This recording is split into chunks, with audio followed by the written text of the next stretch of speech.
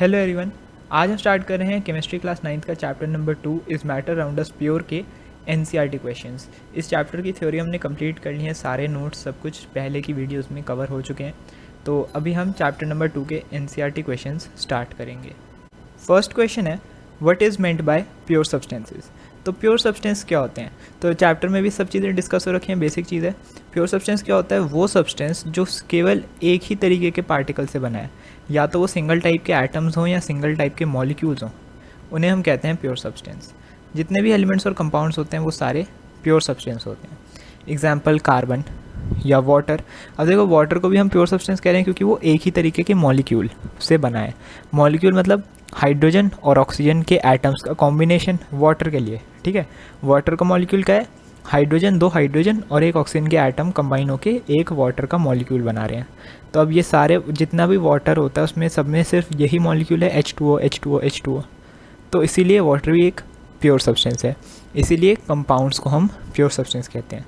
और एलिमेंट्स भी pure substance होते हैं क्योंकि वो भी जैसे कार्बन है, तो कार्बन ऑफ कोर्स सिर्फ कार्बन का ही बना है, hence it is also pure substance. Second question, list the difference between homogeneous and heterogeneous mixture. तो होमोजीनियस मिक्सचर कौन से होते हैं? मतलब टैबुलर फॉर्म में आप इसे रिप्रेजेंट कर सकते हो, मैंने पॉइंट वाइज लिखा है। तो पहले होमोजीनियस मिक्सचर्स के बारे में पढ़ते हैं। क्या प्रॉपर्टीज़ होती हैं होमोजीनियस मिक्सचर की? It has uniform composition through out its mass. मतलब उसकी जो कॉम्पोजिशन होती है, सॉल्यूट पार्टिकल्स जो होते हैं उसके सॉल्वेंट में, वो यूनिफॉर्मली डिस्ट्रीब्यूटेड होते हैं, ठीक है, कोई सेपरेशंस नहीं होती। It has no visible boundaries of separation. जैसे वही मैंने बोला, अगर आप सॉल्ट और वाटर को मिक्स करते हो तो आप मिक्स करने के बाद, डिसॉल्व करने के बाद सॉल्ट और वाटर के बीच में विजिबल बाउंड्रीज नहीं देख सकते। It's constituents can not be seen easily.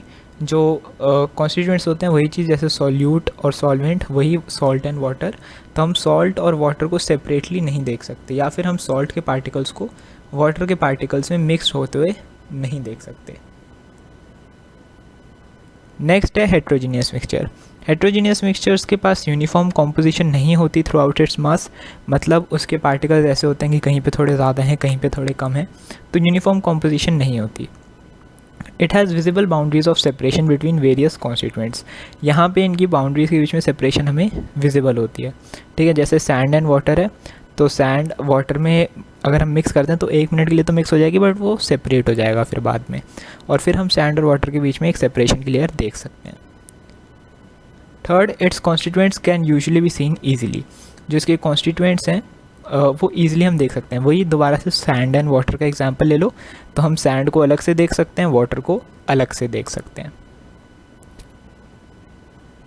फिर पेज नंबर 18 पे क्वेश्चन 3 जो है वो वही चीज़ दोबारा पूछ रहा है जो अभी हमने डिस्कस करी, differentiate between heterogeneous mixture and homogeneous mixture. तो आप यही सेम चीज़ लिख दोगे तो कोई इफेक्ट नहीं पड़ेगा, ये दोनों सेम क्वेश्चंस हैं, ठीक है, कोई डिफरेंस नहीं है। फिर आता है fourth question, how solve solution and suspension different from each other. तो यहाँ पे भी टैबुलर फॉर्म में आप इसे लिख सकते हो, मैंने पॉइंट्स बना के लिखा है। सबसे पहले आता है हमारे पास सॉल्यूशंस। तो सॉल्यूशन एक होमोजीनियस मिक्सचर है, इसके ये सारी प्रॉपर्टीज़ हमने पढ़ी हुई हैं, ठीक है। तो यही प्रॉपर्टीज़ लिखनी है हमें सबके लिए। सॉल्यूशन का क्या है? ये एक होमोजीनियस मिक्सचर होता है। इसके सॉल्यूट पार्टिकल्स का साइज़ बहुत छोटा होता है, और इसके सॉल्यूट पार्टिकल्स को हम माइक्रोस्कोप से भी नहीं देख सकते। इसके पार्टिकल्स फिल्टर पेपर से पास हो जाते हैं, तो हम फिल्ट्रेशन से इसे सेपरेट नहीं कर सकते। Its particles are very stable, do not separate on keeping. इसके जो पार्टिकल्स हैं वो बहुत स्टेबल होते हैं, ठीक है, बहुत मतलब अगर हम इसे जैसे सॉल्ट और वाटर को मिक्स करके आप एक जगह पे रख दोगे तो कुछ टाइम बाद ऐसा नहीं होगा कि सॉल्ट अलग हो गया और वाटर अलग हो गया, वो फिक्स्ड रहते हैं, ठीक है। अगर मिक्स कर दिया तो वो मिक्सड ही रहेंगे, वो सेपरेट नहीं होते रखने पे। और it does not scatter light, वो लाइट स्कैटर नहीं करते क्योंकि जो सॉल्यूट के पार्टिकल्स का साइज़ है वो बहुत छोटा होता है लाइट को स्कैटर करने के लिए। नेक्स्ट आता है कोलॉइड्स। कोलॉइड्स वो होते हैं जो अपीयर होते हैं होमोजीनियस बट एक्चुअली होते हैं हेट्रोजीनियस, ठीक है। मतलब कोलॉइड के जो पार्टिकल्स होते हैं उनका साइज़ इंटरमीडिएट होता है होमोजीनियस सॉल्यूशंस एंड सस्पेंशंस का। वो होमोजीनियस दिखाई देते हैं बट एक्चुअल में वो हेट्रोजीनियस हैं। जैसे मिल्क का एग्जांपल ले लो, मिल्क एक कोलॉइड है, बट क्या हम उसमें विजिबल बाउंड्रीज देख सकते हैं? नहीं देख सकते, वो तो हमें ट्रू सॉल्यूशन जैसा ही लगता है, बट एक्चुअल में वो हेट्रोजीनियस है।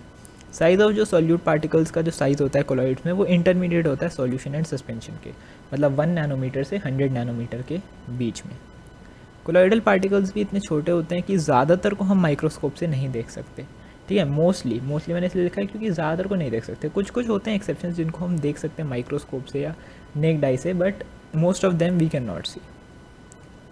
It's particles pass through filter paper, इसके पार्टिकल्स भी फिल्टर पेपर से पास कर जाते हैं, इसलिए हम इसे फिल्ट्रेशन से सेपरेट नहीं कर सकते। Its particles are quite stable, generally do not separate, इसके पार्टिकल्स भी स्टेबल होते हैं, जनरली सेपरेट नहीं होते, मतलब most of the time separate नहीं होते। वही एक्सेप्शंस हैं जहाँ पे कभी कभी सेपरेट हो जाता है, but most of the time they do not separate. It scatters the beam of light passing through it, ये बीम ऑफ लाइट स्कैटर कर देता है, मतलब ये प्रॉपर्टी इसकी सॉल्यूशन से थोड़ी अलग हो गई है ना, इसलिए हम इसे कहते हैं कि ये सस्पेंशन और सॉल्यूशन एंड सस्पेंशन के इंटरमीडिएट है।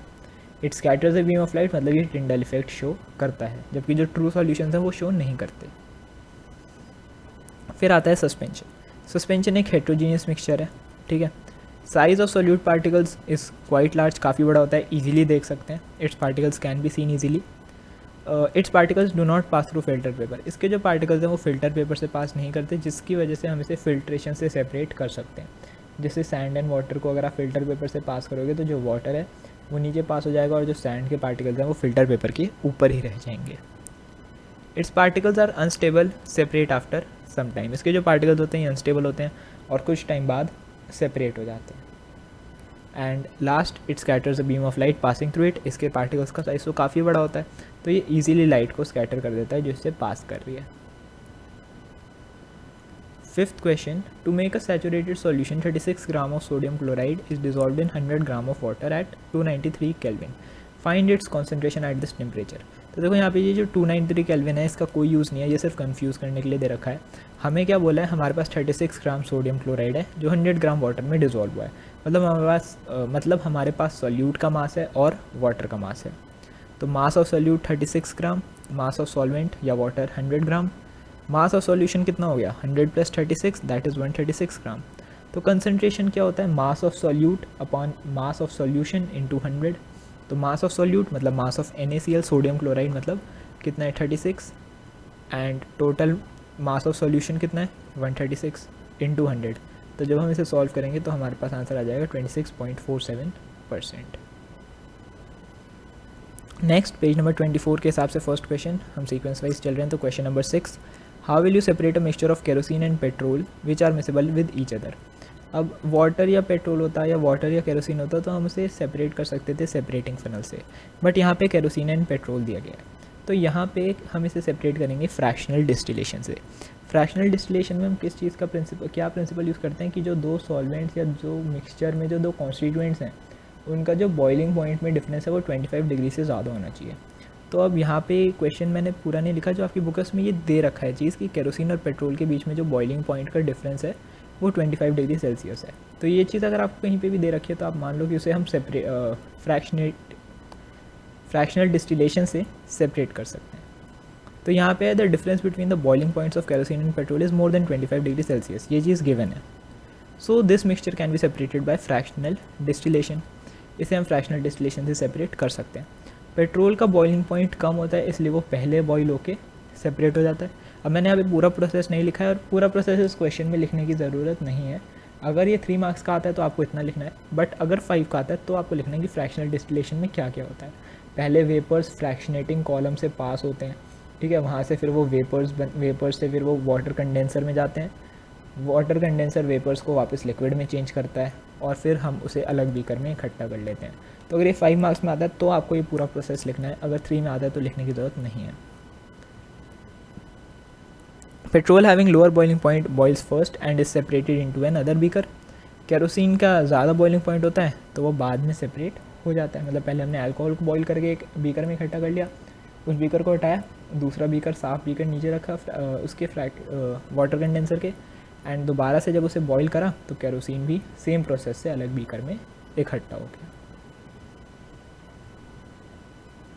7th question, name the technique to separate butter from curd.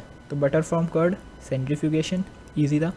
Salt from sea water evaporation, sea water को हम सन की हीट के थ्रू इवेपोरेट करते हैं छोटे छोटे पूल्स में, वो इवेपोरेट हो जाता है वाटर और जो सॉल्ट है वो नीचे बच जाता है। कैम्फर फ्रॉम सॉल्ट, तो कैम्फर यहाँ पे एक सबलाइन मटेरियल है जो सब्लिमेशन शो करता है, तो इसे हम सब्लिमेशन के प्रोसेस से ही रिमूव कर देंगे। हम इसे हीट करेंगे, कैम्फर जो है वो सीधा गैस बन जाएगा और सॉल्ट नीचे रह जाएगा।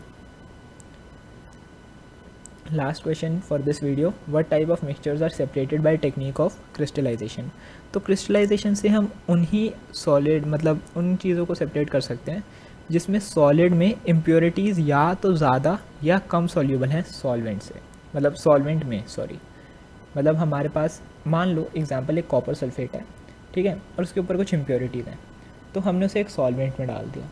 अब अगर उसकी इम्प्योरिटीज़ ज़्यादा सॉल्यूबल हैं सॉल्वेंट में या वाटर में as compared to copper sulphate, ठीक है, या तो वो जो इम्प्योरिटीज़ हैं उनका डिसोल्यूशन कॉपर सल्फेट से ज़्यादा है वाटर में या कम है, तो हम उसे क्रिस्टलाइजेशन से सेपरेट कर सकते हैं, ठीक है।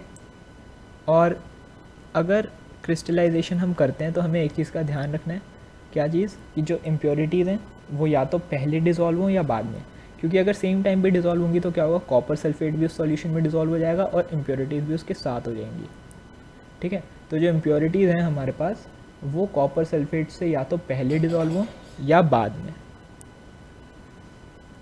एग्जाम्पल वही कॉपर सल्फेट या कॉमन सॉल्ट। तो ये था क्रिस्टलाइजेशन का प्रोसेस। बाकी जो मैंने इसकी नोट्स की वीडियोस बनाई है उसमें ये पूरा प्रोसेस, ये सारे ही प्रोसेस जितने भी हैं इम्प्योरिटीज़ के, वो सारे मैंने एक्सप्लेन कर रखे हैं, तो आप वो वीडियो जाके भी देख सकते हैं। यहाँ पे हमने 8 क्वेश्चंस कंप्लीट कर लिए हैं। आगे के हमारे पास 5-6 क्वेश्चंस और बच रहे हैं, इस चैप्टर में ज़्यादा क्वेश्चंस नहीं थे, तो वो हम नेक्स्ट वीडियो में कवर कर लेंगे और उसके बाद चैप्टर नंबर 2 कंप्लीट हो जाएगा। उसके बाद फिर हम चैप्टर नंबर 3 स्टार्ट करेंगे केमिस्ट्री का।